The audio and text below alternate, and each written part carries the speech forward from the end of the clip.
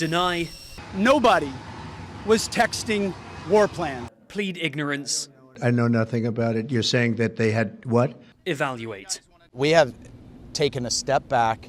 A spectrum of responses from US President Donald Trump's administration after reports that a journalist was given access to a group chat that the nation's highest national security officials were using to plan military action. Writing in The Atlantic, editor-in-chief Jeffrey Goldberg said he was mistakenly added into a group on the messaging app Signal earlier in the month.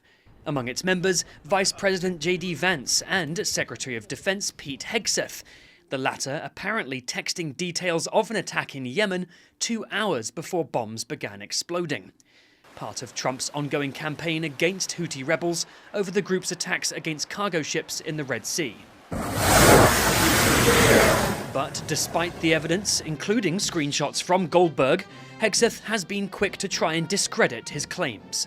You're talking about a deceitful and highly discredited so-called journalist who's made a profession of peddling hoaxes time and time again. The oversight has ignited a storm of criticism from across the political spectrum, with top Democrats demanding a full investigation into the blunder and calling out the officials involved for gross incompetence. Though I will note that the Secretary of Defense, who was on that chain, has got to be the most unqualified person ever to lead the Pentagon in American history. Signal, the commercial messaging app hosting the group chat, has not been approved by the US government for sharing sensitive information. If found to have taken place outside of secure channels, the conversation could violate the Espionage Act.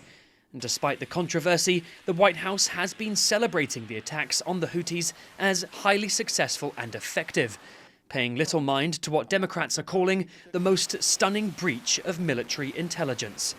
John Su and Reece for TaiwanPlus. Major $5.8 billion investment in American